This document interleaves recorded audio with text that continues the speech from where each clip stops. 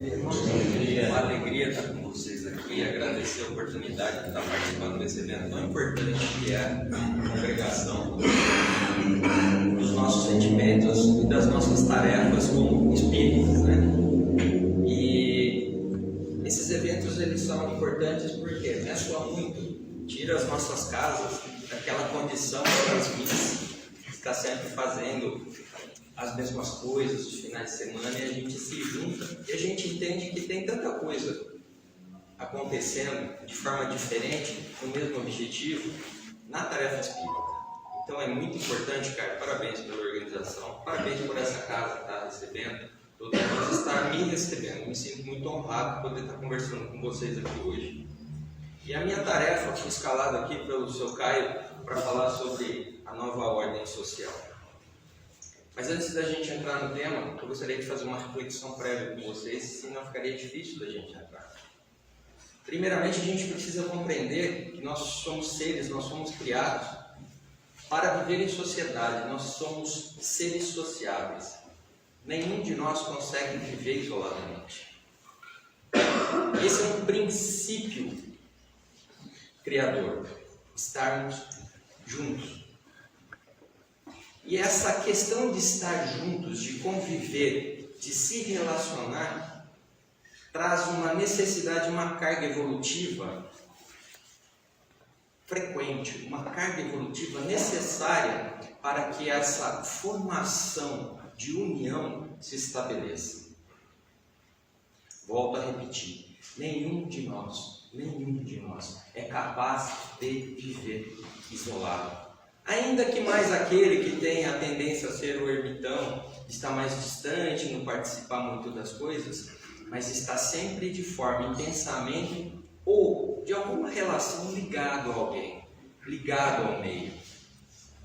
Por quê? Nós só chegamos, nós só nos estabelecemos como humanidade, nós só nos estabelecemos nesse mundo da forma como que é, porque nós nos juntamos.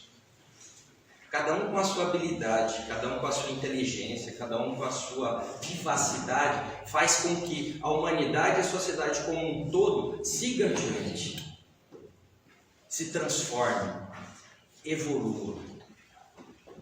E quando a gente pega esse entendimento e coloca em perspectiva, a gente vai compreender, e a doutrina espírita nos esclarece com muita força, que nós entramos em momentos existenciais de humanidade e de indivíduos, aonde a gente, dentro desses períodos, a gente se propõe a novas tarefas, se propõe a novas conquistas e a uma evolução efetiva. Esses períodos, eles não são perdidos quando o próximo período se inicia. Muito pelo contrário, ele se torna a base do novo período. E assim a gente vai escalando na evolução, não só como indivíduo, mas como sociedade. Esse é o processo da evolução. Agregar sempre novos conhecimentos, agregar sempre as novas conquistas, aquilo que a gente já adquiriu. Essa é a importância da gente estar dando relevância efetiva às conquistas que nós, indivíduos, temos e como sociedade também. É importante a gente reparar no que dá certo e também no que dá errado. No que dá certo para que a gente efetivamente consolide isso, não só em nós, mas ajudemos a consolidar no outro. E nós só conseguimos entrar na tarefa de ajudar o outro quando a gente já conquistou para nós mesmos. Por isso que a sociedade é uma tarefa individual em nome do todo. Eu não evoluo para mim. Eu evoluo para todos nós. E vocês se evoluem para todos nós. Esse é o princípio básico. E dentro dessa trajetória, nós vínhamos lá atrás, embrutecidos ainda, porque a nossa inteligência é incipiente, e calcada onde? Na força, calcada na conquista efetiva em cima do outro, material, se impor em cima do outro, era quase que uma barbárie. o que Deus fez? Num primeiro momento nos colocou Moisés para que consolidasse a ideia da justiça, que até então não existia. Existia força, existia imposição. E Deus vem e nos coloca a primeira revelação, trazida por Moisés. A ideia da justiça, do justo no lugar da força. Nesse instante, Deus é apresentado para a nossa humanidade quase como um general. Porque se fosse diferente, nós não entenderíamos naquele momento. Eu falo nós, porque nós estávamos lá. Nós somos seres que nascemos e não paramos mais de viver. Então nós estávamos lá. E quando Moisés foi apresentado para nós e trazendo a ideia do Deus único, que nós já tínhamos imantado no nosso ser, entretanto a gente reverenciava as coisas, a gente reverenciava a natureza porque a gente via a natureza, a gente reverenciava os rios porque a gente via os rios. E com isso nós não compreendíamos como aquela perfeição era possível, e nós nomeávamos de deuses, o Deus da natureza, o Deus da tempestade, o Deus de não sei o quê. E quando nós evoluímos e foi trazido Moisés para que nós começássemos a compreender que existia uma inteligência primária e principal, os corações começaram a amainar, começaram a se tranquilizar. Por quê? Porque eu sabia que a partir dali, do conhecimento que foi trazido, do entendimento que foi trazido, eu não precisava ser o mais forte, eu não precisava ser o que me impunha. Eu precisava só entender que existia efetivamente uma inteligência suprema, um ser supremo, com uma lei perfeita que trazia justiça no meio de nós. Com isso os conflitos vão diminuindo. A gente sai daquele período de quase barbárie e vai começando a criar as convenções que hoje modernamente a gente conhece por convenções legais e sociais. O que Moisés fez foi criar uma legislação inspirada por Deus, mas uma legislação para conter aqueles ímpetos. Mas ainda assim, a ideia de que não deveríamos fazer algo ruim por medo estava ali.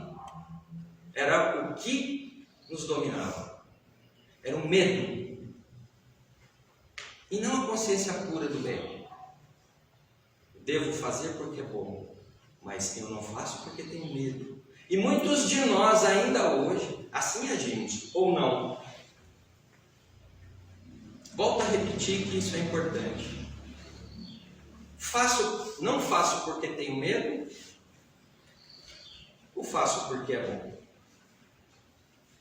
Porque é certo? Porque é do bem? Essa é uma pergunta que nós devemos fazer para nós mesmos. E mais, respondê-la, e mais, agir no sentido da resposta que nós encontramos. Mas eis que passamos esse momento de temor e a segunda revelação vem.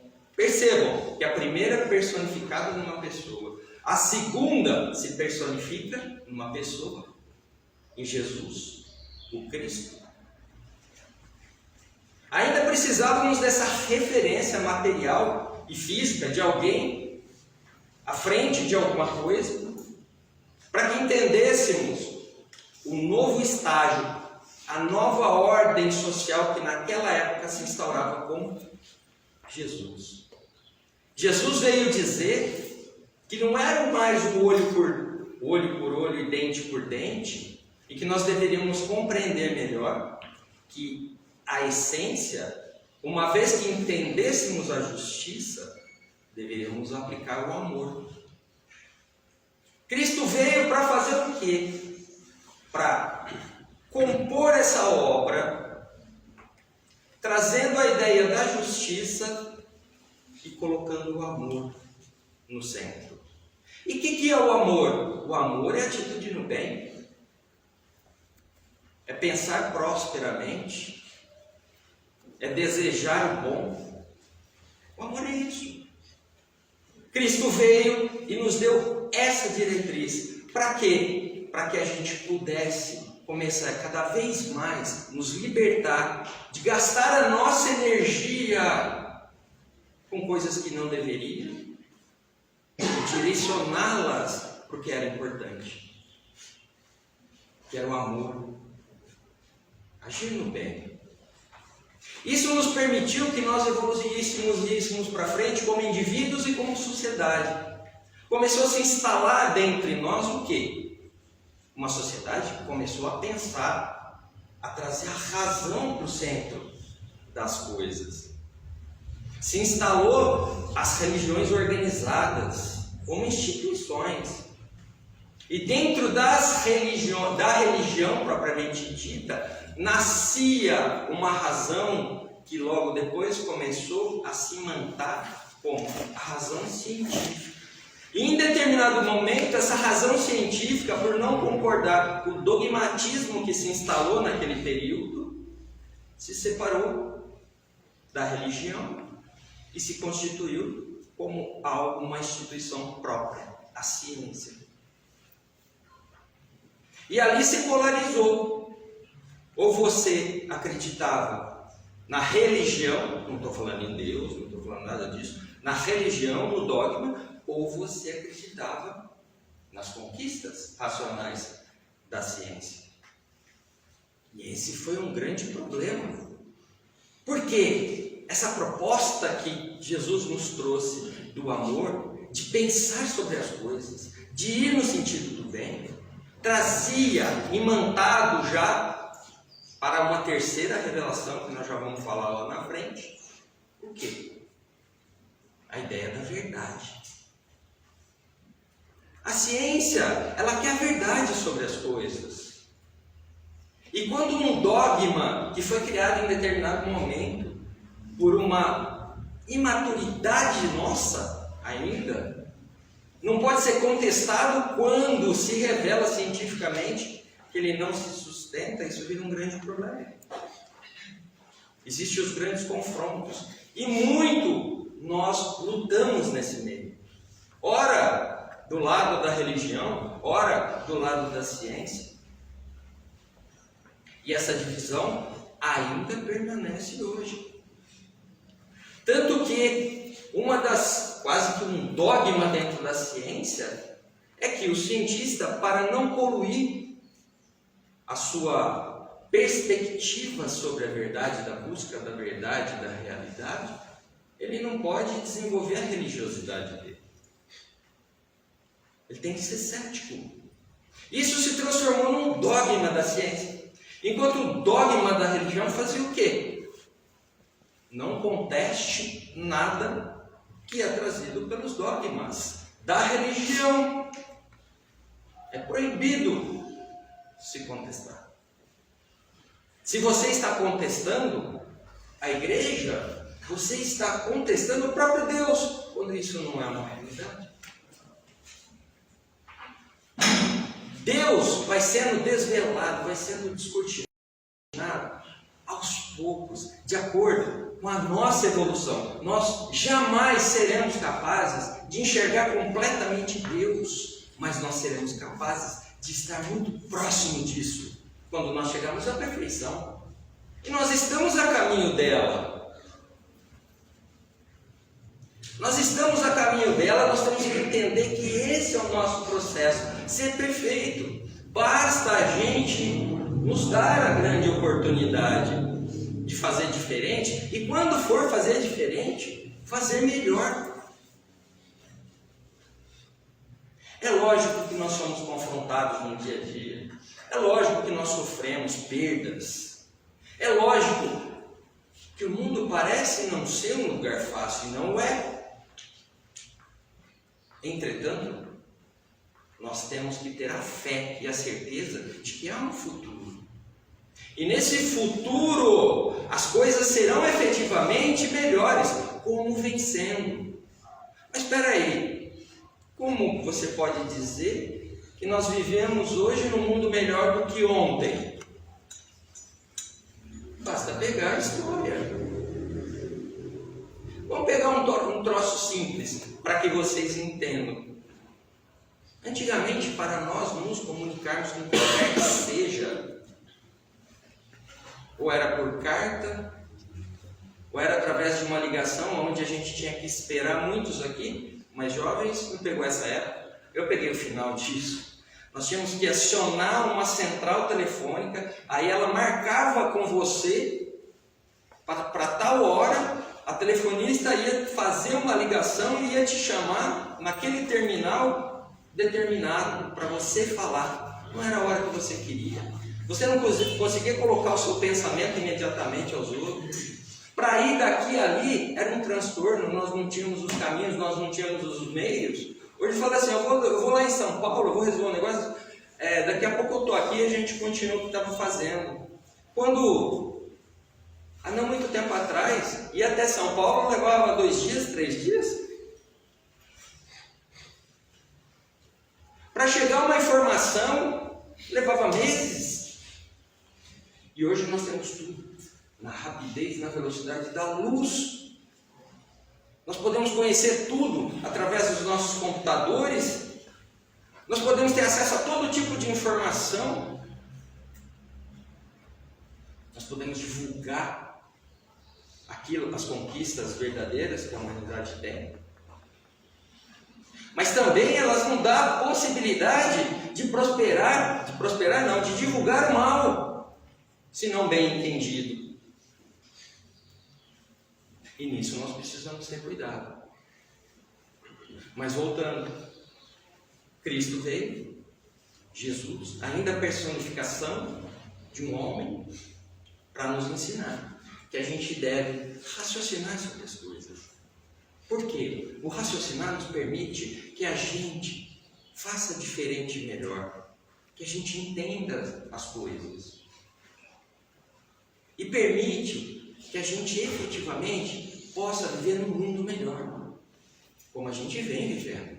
As coisas estão difíceis? Estão. Tem gente morrendo por conta de guerra ainda? Tem. Mas vocês observam que os focos de injustiça e os focos de violência, eles não se espalham mais como se espalhavam antigamente? Uma guerra como a gente está vendo lá, na região da Europa e da Ásia, se fosse em outras épocas, muito provavelmente teria se espalhado pelo continente europeu e talvez pelo mundo. Isso não aconteceu. E não aconteceu por quê? Porque, sem perceber, aquela mensagem do amor, ela efetivamente entrou nos nossos corações e no nosso ser. E perde a força o quê? A violência. Porque a violência não se sustenta mais. O que se sustenta efetivamente é a irmandade. O que se sustenta e o que vai adiante é o bem. Não cabe mais o momento da confrontação de ideias aonde separa pessoas. Porque isso é imaturidade ainda. Todos nós devemos ter as nossas ideias e nossas posições. O que nós não devemos ter é a imaturidade de permitir que isso nos separe.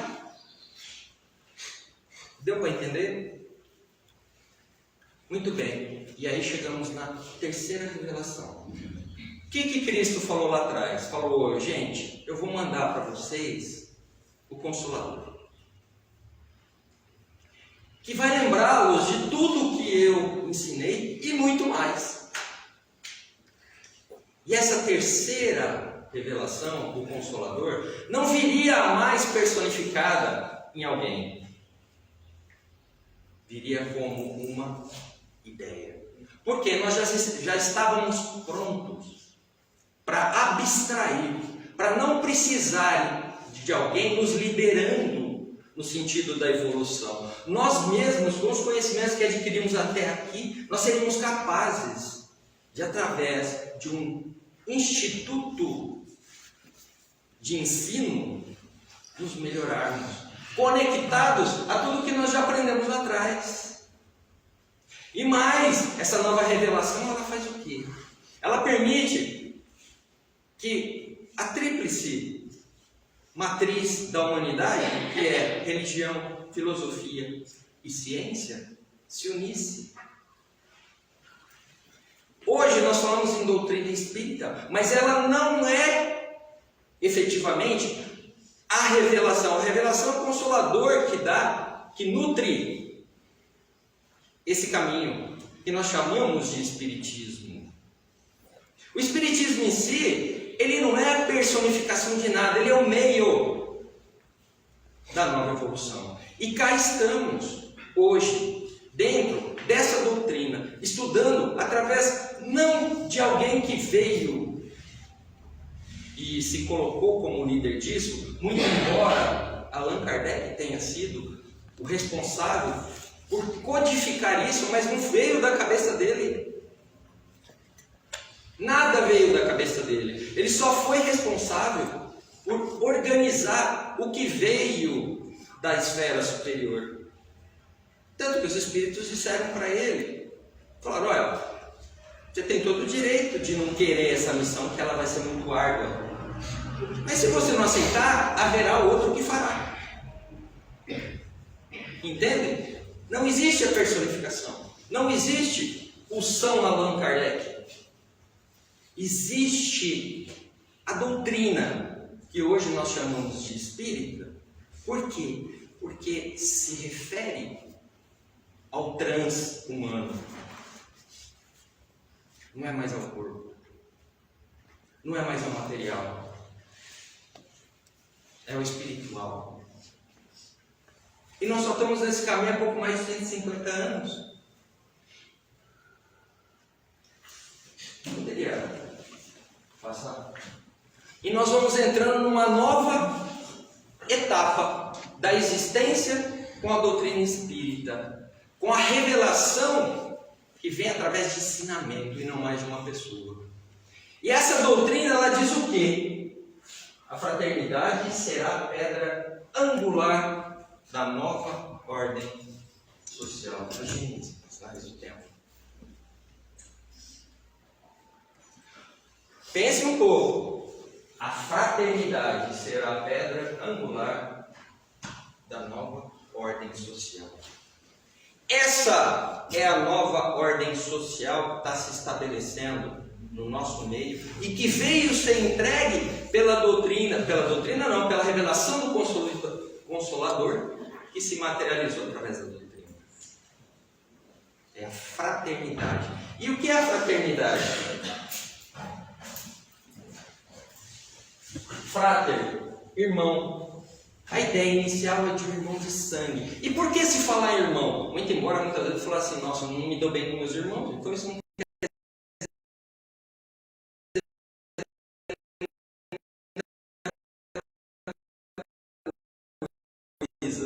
mas no fundo, no âmago, é a ligação que eu tenho, está ligado a mim por sangue, que me gera um dever moral, é uma reciprocidade moral. A ideia de fraternidade nasce daí, mas ela não é só isso. A fraternidade cristã, que é aquela embalada no amor, ela nos diz isso. É olhar para o próximo com compaixão, acolher sem julgamentos, doar sem interesse, sentir a dor do outro como se fosse a si mesmo. E o que é isso? Nada mais do que ser empático ao outro. Estar pronto para apoiar o outro. Pode passar. Mas não há fraternidade real, sólida, efetiva, se não assente em base inabalável, e essa base é a fé. Não a fé em dogmas particulares, não é isso, mas a fé nos princípios fundamentais que a toda a gente pode aceitar e assim encarar. Deus, a alma, o futuro, o progresso indefinitivo, A perpetuidade das relações entre os seres. É eu acreditar e não duvidar que Deus é efetivamente aquele que cria todas as coisas com as quais a gente se relaciona. Que a alma, que é o espírito encarnado, é a força motriz, é o que eu sou diante dessa evolução, nesse instante em que nós vivemos. O progresso indefinitivo, ou seja, o que é isso? É o progresso que não se limita, ele vai adiante sempre, não tem fim. Por isso que quando eu me acomodo, eu acho que eu já sei bastante, já me evoluí, eu começo a ter problemas. Porque existir espiritualmente é movimento incessante, é aprendizado incessante, é ir adiante sempre. Sempre. Ah, eu estou muito cansado. Tem uma passagem do Chico que eu acho muito interessante. O Chico estava muito cansado, fisicamente, mentalmente. Um dia ele virou para a irmã e falou assim: ó, estou tão cansado, eu durmo poucas horas, eu não estou disposto a fazer coisa alguma hoje. E a irmã virou para ele e falou assim: levanta, vamos lá para a comunidade tal, lá onde estão os nossos irmãos mais miseráveis que estão precisando de um atendimento seu. Ele falou: mas como? Eu estou esgotado. Vamos embora. Vamos embora. Para de preguiça. Eis que levanta o Chico e vai lá naquela comunidade e começa a atender toda aquela gente que sofria, etc. Quando ele termina a tarefa dele, ele estava renovado. Por quê? É o trabalho em prol do outro que nos renova. Não é eu sentar no sofá e ficar olhando a televisão e falar: agora eu vou descansar. É óbvio que precisamos dormir, que nós precisamos nos recompor, que nós precisamos descansar a nossa máquina, a mente, muitas vezes. Mas nós não podemos perder a perspectiva de que a gente também não pode perder o nosso tempo no ócio, esperando que as coisas aconteçam porque os outros façam por nós, porque não tem como. Então é obra individual. É isso que está dizendo aqui. A gente precisa evoluir, ir adiante, trabalhar,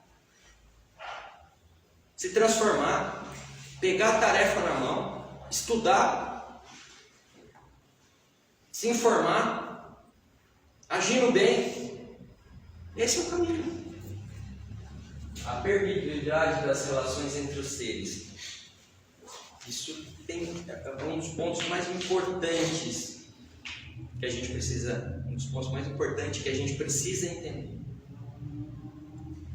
As nossas relações, elas não acabam. Nunca. Então, quando a gente tem uma passagem, uma encarnação com pessoas difíceis, e a gente provavelmente é uma pessoa difícil também, quando a gente tem essa passagem, a gente fala: nossa, não vejo a hora de acabar logo o estudo, eu estou cometendo um erro, porque essa relação ela não vai acabar, ela vai continuar. Fala: meu Deus do céu, então o que eu faço? Eu faço melhor.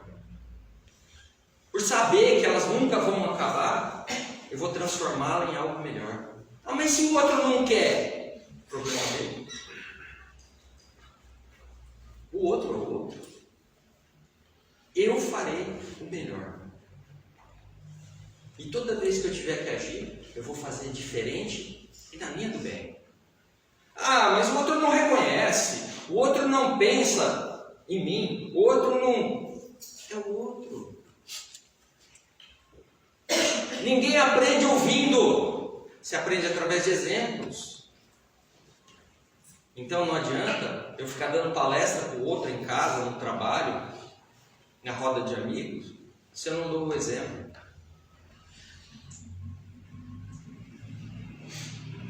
Se eu não sou coerente com o que eu falo,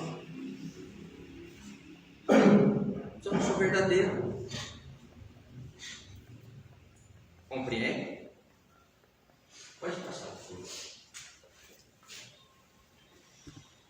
aqui vai no entendimento do porquê que a gente tem essa dificuldade de ser coerente. Porque a gente ainda está muito ligado à energia, ao ciclo do egoísmo. E normalmente o egoísmo, ele acaba sendo desenvolvido por quê? Porque eu vejo que as pessoas não pensam em mim. Por que eu vou pensar nelas? E aí eu cometo o erro de achar que eu tenho que fazer as coisas pautadas no que o outro faz. Não. Eu tenho que fazer as coisas pautadas naquilo que eu tenho aprendido com Jesus. Aplicar ele na minha vida efetivamente. É como eu digo, eu sou um cristão aderido ou convertido? Ou seja, eu sou aquele cristão que aprendo as coisas do cristianismo de forma conveniente, no que me interessa? Ou eu sou aquele cristão que aplico o que o Cristo deixou no Novo Testamento, na Bíblia, na minha vida, nas minhas relações? Se eu luto efetivamente por me transformar nessa pessoa renovada.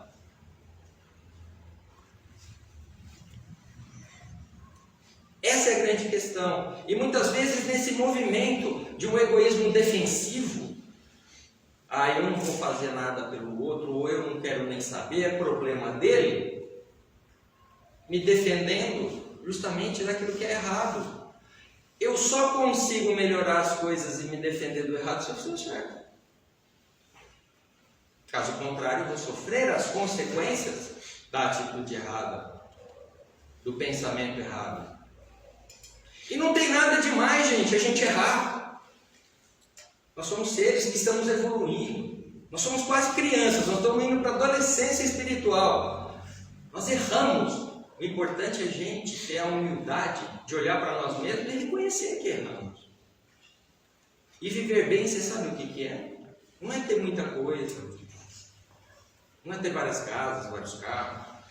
Viver bem é ter humildade para consigo mesmo e respeito para com os outros. Viver bem é isso. Porque isso me coloca no estado de paz. Porque eu sei, maiores que sejam as minhas obras aqui, elas não são nada perto da grandiosidade do universo e de Deus. É só uma fagulhazinha. Aí eu me torno humilde. E aí eu passo a respeitar o outro, porque eu sei que eu sou um ser limitado. Que o meu entendimento sobre alguma coisa hoje, nada mais é do que uma fração da verdade, da realidade completa. Então, qualquer opinião, qualquer pensar diferente da minha, ela é tão válida quanto a minha. Isso é respeito. Isso é respeito. Deu para entender o ciclo do egoísmo, gente? Podemos seguir? E o Espiritismo, ele vem, a doutrina espírita, lá atrás, no meio do século XIX, ele já nos dá uma luz de como seria esse processo.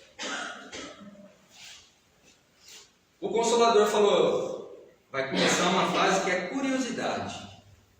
O que era curiosidade? Quando os efeitos físicos começaram a acontecer no mundo. Ele aconteceu no mundo inteiro, gente. Não aconteceu só lá na França. Ele aconteceu no mundo inteiro. E por que a França acabou sendo o centro da coisa? A França estava num momento de se libertar das questões dogmáticas, religiosas. Nós estamos falando num sentido de novo estágio existencial que começou na França, com a Revolução Francesa, com a ruptura da igreja, dos impérios, etc., para que o povo pudesse trazer a sua ideia. Era nesse momento. E nesse momento foi que a fagulha se acendeu lá. E passou a se observar os fenômenos lá. Se formou clubes, por quê? Das mesas girantes, dos fenômenos. Aquilo que passou a chamar a atenção. A curiosidade era a primeira fase do processo. A segunda da observação. Depois que passou aquela coisa curiosa toda, começou a pergunta: opa, mas como que isso acontece? Espera lá, tem alguma coisa aí. E se trouxe o raciocínio filosófico para o contexto. Se trouxe a observação científica para o contexto. E se descobriu que por trás daqueles eventos físicos havia uma inteligência. Espera lá. Então quer dizer que existe inteligência não conectada a um corpo. E o que isso significa? Efetivamente. Se existe inteligência não conectada a um corpo, o que é isso? E pelas observações e estudo, desenvolvimento científico da coisa e questionamentos filosóficos, se descobriu que éramos nós mesmos. Estávamos fora da carne. Nós nos mantemos vivos através de espírito, que é a inteligência, a matriz da inteligência. Quando a gente fala vivo, né, a gente não pode confundir com a vida biológica. Nós estamos falando no pensamento contínuo, na inteligência que continua, capaz de observar, tirar conclusões, sentir. Continua. Opa, continua mesmo? Continua mesmo. Isso muda tudo. Por quê? Porque deixa de ser essa existência, essa transição agora, o centro de tudo. É só uma fração, um experimento, um ensaio do espírito para o conhecimento e evolução. Terceiro momento da admissão é aquele momento em que a tarefa do Consolador ela é reconhecida oficialmente. Hoje a doutrina espírita está em mais de 15 mil casas no Brasil, em quase 40 países diferentes. Estatisticamente, o Espiritismo é uma realidade contada nos anais oficiais. As pessoas passam a falar: opa, isso faz sentido, isso existe. Essa história de doutrina espírita não é um modismo, não é algo que veio para enganar os outros, não. É algo que está se consolidando, que está consolidado. Tanto é que tem muitos que a gente brinca, né? Católicos espíritas, evangélicos espíritas. Por quê? Se está ainda naquela transição, eu preciso ter uma religião formal. Eu preciso ter alguém que me guie. Mas espera lá, não é bem assim. Então como que pode ser? Aí começa a se voltar os olhos para essa doutrina que nos dá absoluta liberdade pela nossa evolução. Vocês não precisam de mim, nem do presidente da casa, nem de ninguém para evoluir. E vai chegar um momento em que a doutrina espírita será desnecessária. Porque o conhecimento já estará instalado dentro de nós. E a nossa atitude será a nossa catedral de religiosidade. Não mais o centro. Não mais a igreja. Compreendem isso? E aí vem a quarta etapa da nossa doutrina, que é o período de influência sobre a ordem social. Nós estamos aqui. Nós já passamos pelos outros. Curiosidade já não existe mais. A observação desnecessária, porque já está comprovado. A admissão, nós estamos aqui, em nome de uma doutrina. E ela passa a influenciar o meio social. E de forma definitiva. Não, como volta a dizer, o modismo. E não porque é a doutrina espírita, mas por ser a palavra do Cristo rede vivo. Explicado. Por haver novas, não coisas novas, mas novas formas de colocação do Evangelho, onde ele se torna absolutamente atual e absolutamente aderido a nós. Fala, poxa, efetivamente, se eu fizer assim, funciona. Está lá. O perdão funciona? Demais. Demais. A harmonia funciona? Demais. A paz é boa? Demais.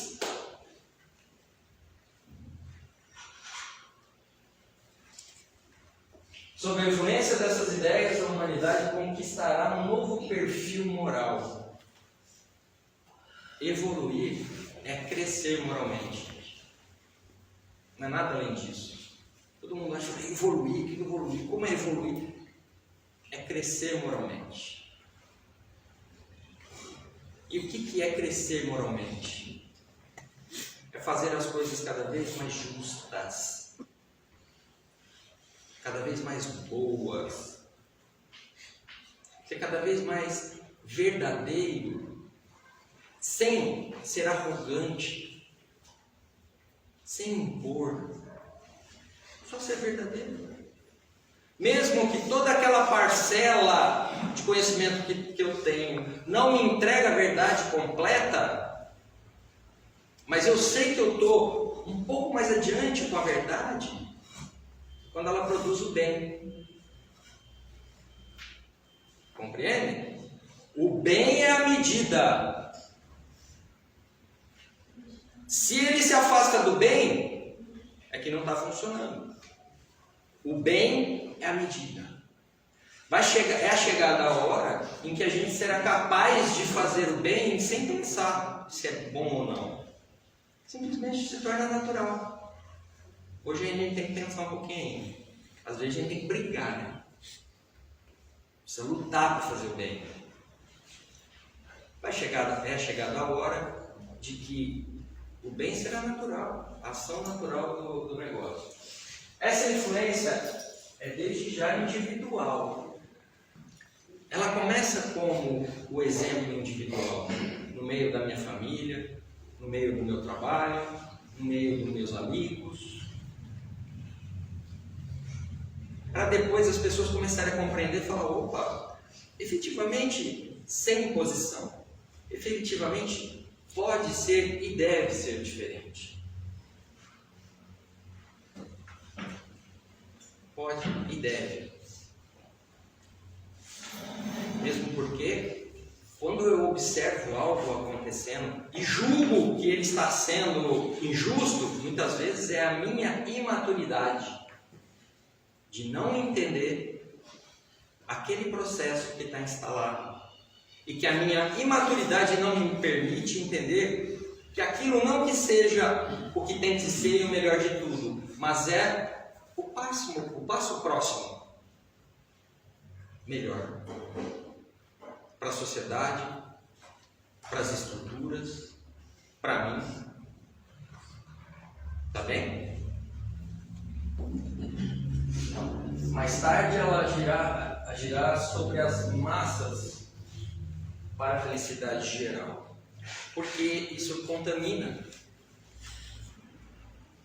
Lembrem lá desde Moisés, mudança para si, a justiça, para frear os ímpetos agressivos, para frear a violência. Depois veio Jesus, o amor, para se entregar à ideia nova, não daquele Deus general, mas um Deus Pai, que nos ama efetivamente, não nos pune. Quando eu digo estou sendo punido por Deus, não está. Mas como não? Eu estou sofrendo. Só está agindo fora da lei de Deus. O reflexo de se agir fora da lei de Deus é um sentimento de sofrimento, de dor. Então tem consequência. Sim, como se eu enfiar o dedo na tomada eu vou tomar choque. Se eu colocar a mão no fogo vai queimar. Se eu pular dentro da água e submergir, eu vou me afogar. É assim. Deus cria as suas leis por quê? Para que nós entendamos que o bem tem um processo. Você pode viver fora dessa lei. E nós vivemos uma grande parte da nossa existência fora da lei de Deus. E é por isso que sofremos. Quer parar de sofrer? Quer ser melhor? Começa a aplicar a lei divina na sua vida. Para de ter medo de achar que você vai ser fraco sendo bom. Isso é um erro que nós cometemos diuturnamente. Vamos virar para aqui. A construção do bem comum é obra de todos. Bem comum, gente. Cabe a mim, a cada um de vocês, construir esse bem comum. Observe que apesar de haver uma estrutura que nos conecta, uma consciência que nos conecta, mas essa consciência ela nasce da onde? Do indivíduo. De cada um de nós. E é aí que está o X da questão. Importa o que eu penso? Importa o que eu falo? Importa o que eu faço? Muito. Muito. Mas eu sou um só. Mas eu me conecto a tudo e a todos.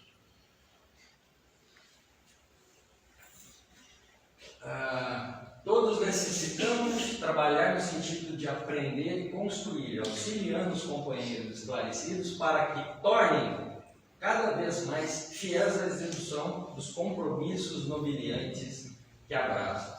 Os valorosos para que não descerem ao desânimo. Percebam? A gente identifica nos meios pessoas de valor. Só que são pessoas como nós, que estão seguindo adiante. Ainda que nós não estejamos ainda no estágio desse irmão, a nossa obrigação é sustentá-lo para que ele continue ali, sendo firme, porque ele é exemplo de valor. Mas muitas vezes a gente tomba para o lado da inveja e o que a gente faz? A gente dificulta ainda mais a vida desse irmão. Para que ele caia e eu possa dizer, tá vendo? Ele é igualzinho a mim. Quando na verdade ele é cheio de valor. Ele precisa de sustentação. Por quê? É um ser também de evolução.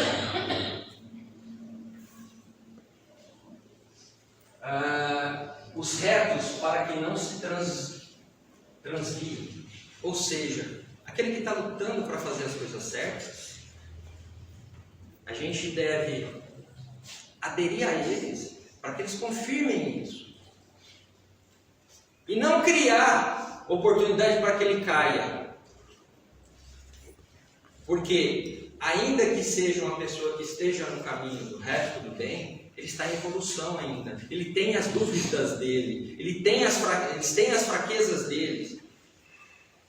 Mas eles estão naquele caminho e cabe a nós apoiá-los para que dali sigam adiante e não para que caia. Os fracos para que se robusteçam, que é fácil, né? Porque todos nós aqui somos fracos.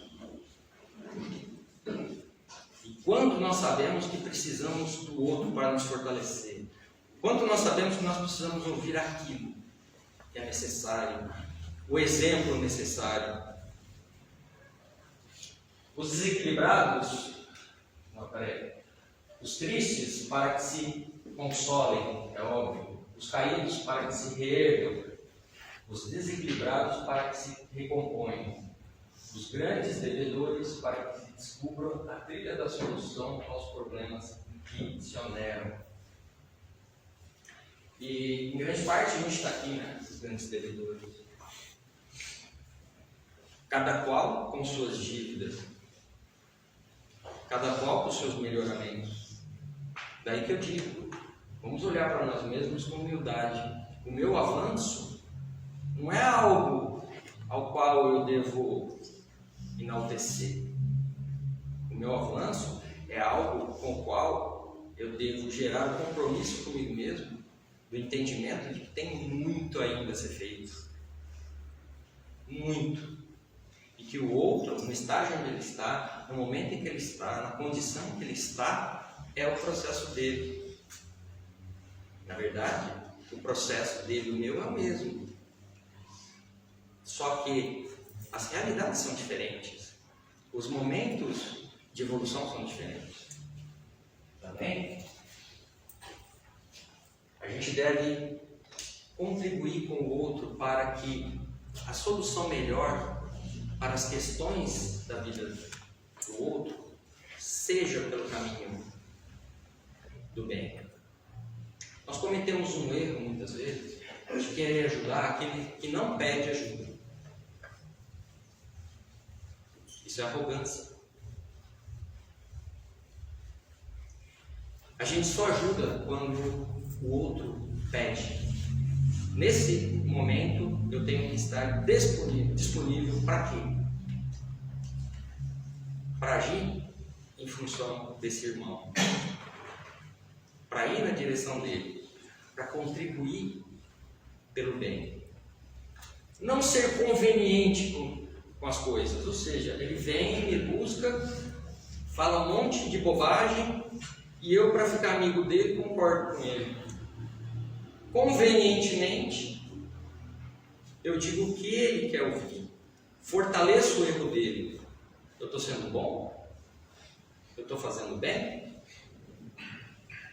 Não, eu estou juntando problemas para ele e para mim. Nesse momento, quando alguém vem conversar comigo, perguntar alguma coisa, eu começo, se eu não conheço a pessoa, eu pergunto para a pessoa: você veio aqui para efetivamente conversar e ouvir, ou você veio aqui para confirmar o que você acha?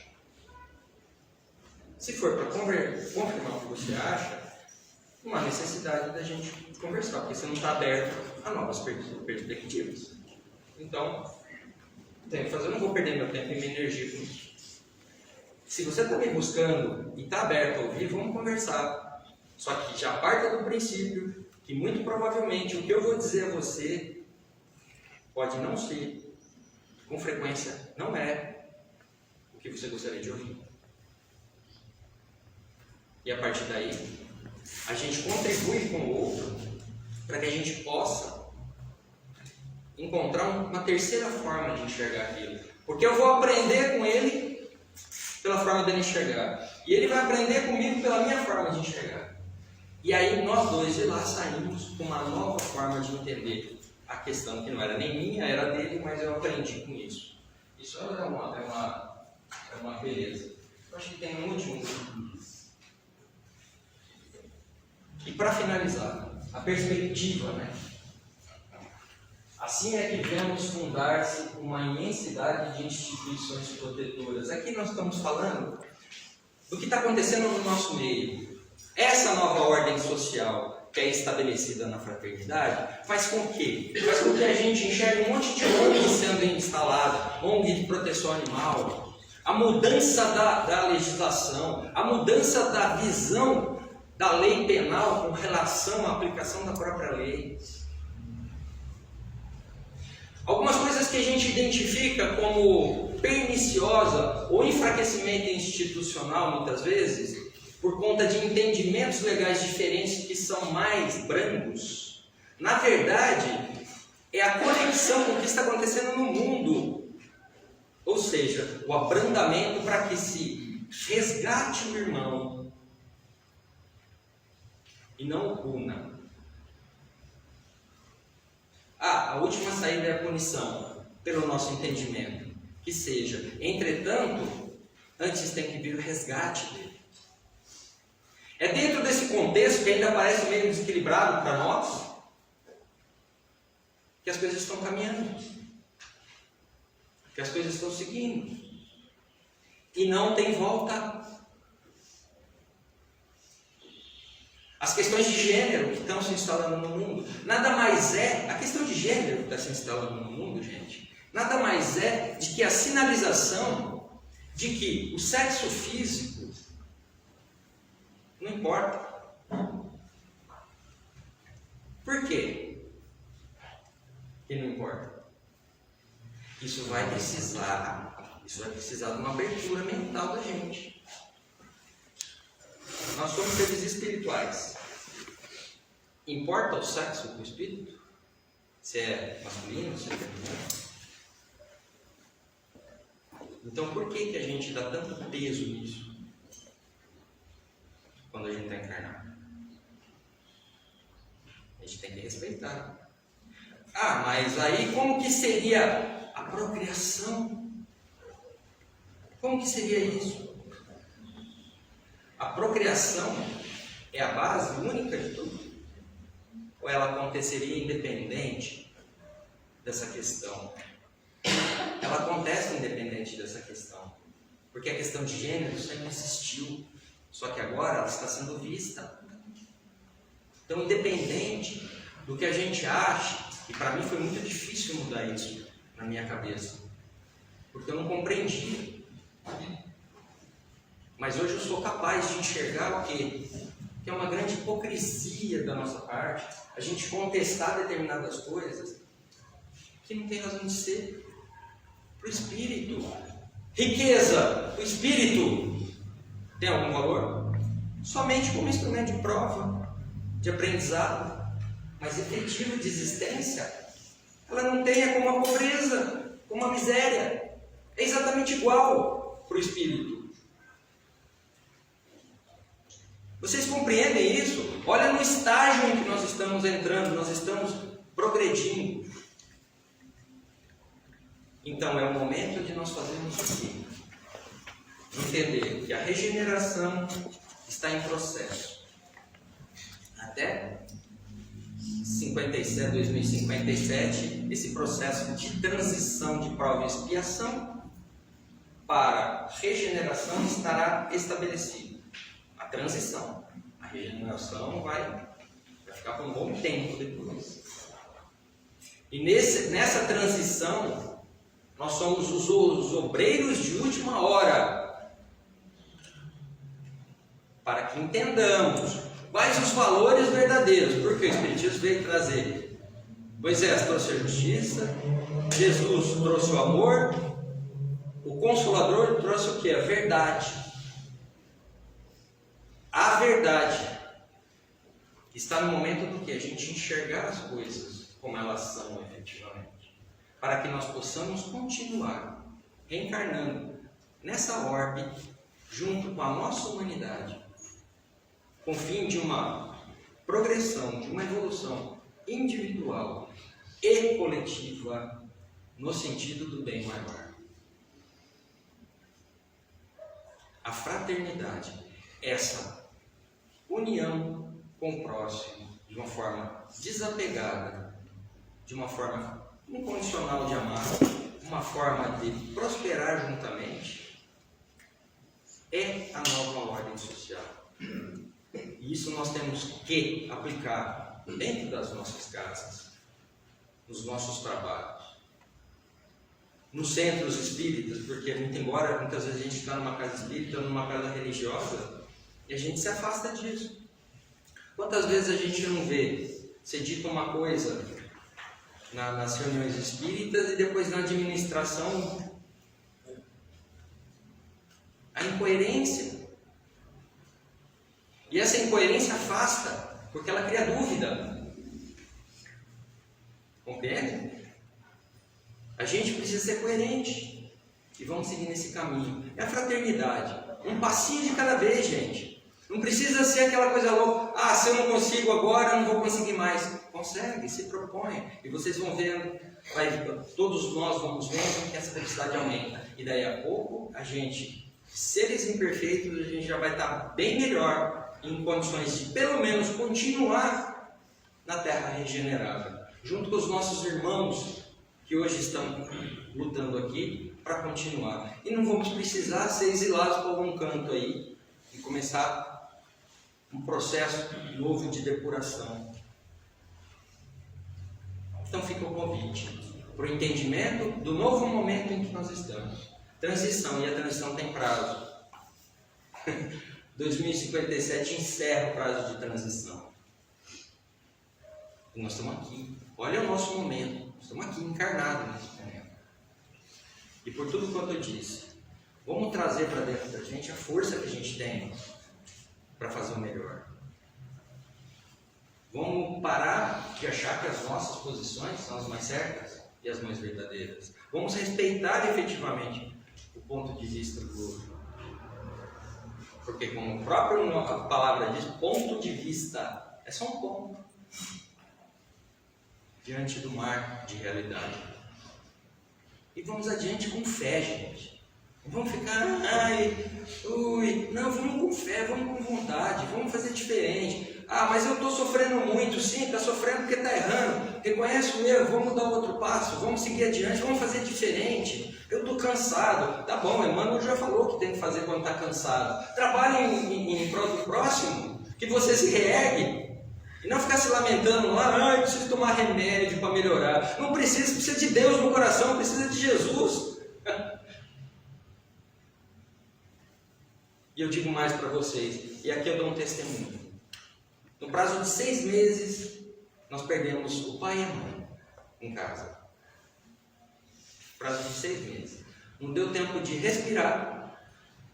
A perda do pai, morre a mãe. Há menos de um mês. Dia 24 agora. O que ficou para mim dessa prova? Ficou a certeza.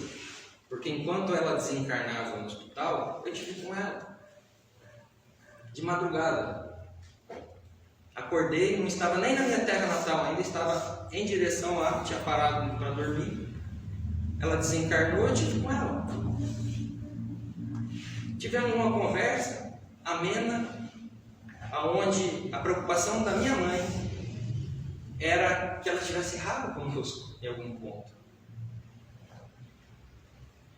E nessa conversa eu pude passar para ela de forma verdadeira que não tinha erro nenhum. Lógico que não foi uma convivência maravilhosa de filme da Disney ou de Hollywood.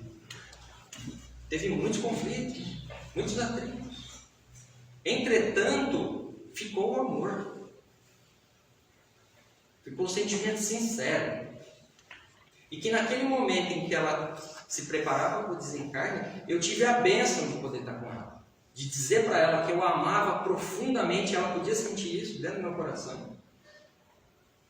E que, mais, não tinha certo ou errado, foi aquele momento. E o jogo estava seguindo. E que ela tinha que estar bem para se recompor. E adiante, mais, para ajudar a gente de lá. Queria bom telhado lá de cima. E uma mãe lá de cima, um pai, muito melhor. Mas a lição de Emmanuel veio à minha cabeça nesse instante. Eu estava cansado. Foi um período muito difícil, muito sofrimento, muita doença, acamado, 2 na cama, uma série de coisas. O processo se inverteu, o filho cuidando do pai, da mãe, o filho trocando fralda de um pai, fazendo a higiene de um pai. A coisa se inverteu. Mas na verdade ela não se inverteu, ela só era o momento, era o que tinha que fazer, era o que meus irmãos tinham que fazer, cada um reagiu de um jeito. Eu não posso nunca julgar o meu irmão porque eu achei ele evasivo da situação. Ele não tinha força para contribuir naquele estado, naquele momento. Eu não podia julgar a posição do outro, que eu achava que ele era muito duro, que é a forma dele naquele instante. Assim como muito provavelmente eles olharam para mim e acharam uma série de falhas que efetivamente eu debutei e tenho. Por isso que eu digo, olhar para si com humildade, para com o outro com respeito. E daí a nossa evolução moral melhora rapidamente, se transforma. E eu dizia da lição de Emmanuel, quando você passa pela prova, trabalhe, aplique aquilo que você conhece. Sustenta aquele irmão que está mais caído. Traga a palavra mais amena para aquele que está sofrendo por conta dos conflitos daquele momento. trabalha, aí você se reergue, você se reenergiza, sai melhor. É assim que funciona, gente. Eu espero sinceramente que a gente possa ter contribuído nesse momento, nesse dia com vocês. Eu fico muito feliz de estar aqui.